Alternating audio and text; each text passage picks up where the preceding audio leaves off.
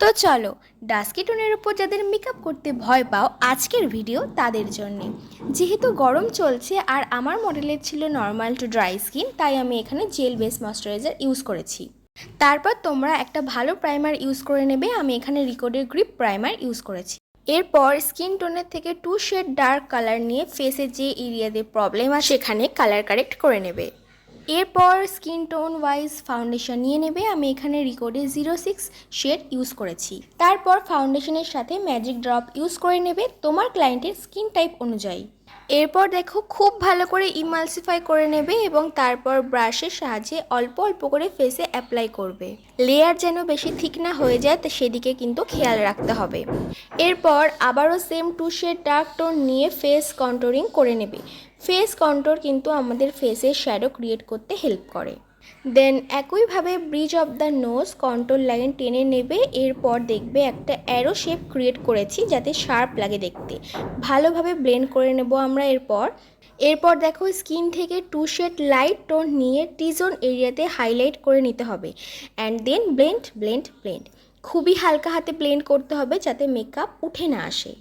এরপর আমি cream blush use করে নিচ্ছি, তোমরা করতে পারো অথবা স্কিপও করতে পারো।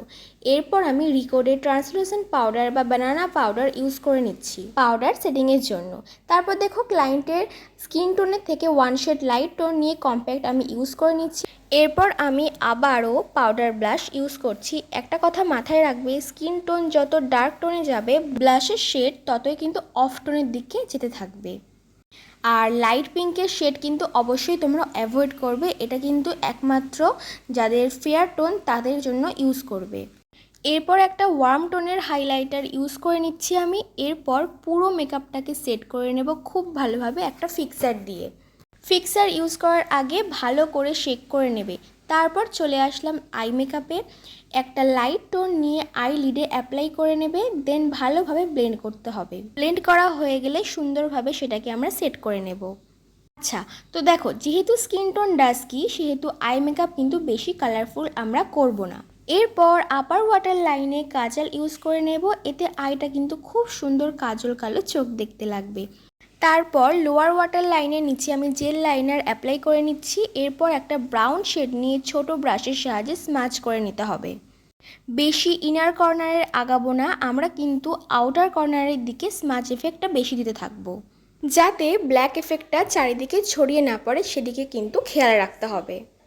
এরপর আমি ফরএভার 52 এর একটা এক্সেল মাস্কারা ইউজ করেছি। এই মাস্কারাটা এতটাই ভালো আর এতটাই আমার পার্সোনালি পছন্দের যে আমি কি বলবো, আর এতই সুন্দর যে এক্সট্রা ল্যাশের কোনো দরকারই পড়বে না। যে ক্লায়েন্ট ল্যাশ পড়তে চায় না তাদের জন্য এই মাস্কারাটা বেস্ট।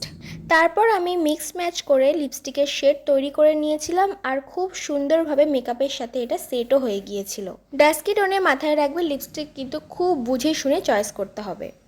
কলকাটা দেখাতে গেলে অনেকটা লেন্দি প্রসেস হয়ে যাবে, তো অন্য কোনো একটা ভিডিওতে আমি শেয়ার করব তোমাদের জন্য। যাই হোক, আশা করি তোমাদের অনেকটা ডাউট ক্লিয়ার হয়েছে। তবুও যদি কোনো প্রশ্ন থেকে থাকে অবশ্যই কমেন্ট করো, আমি উত্তর দিয়ে দেব। ভিডিওটা কেমন লাগলো অবশ্যই কিন্তু জানিও, আর ভালো লাগলে একটা লাইক কমেন্ট শেয়ার করে দিও এন্ড পাশে থেকো।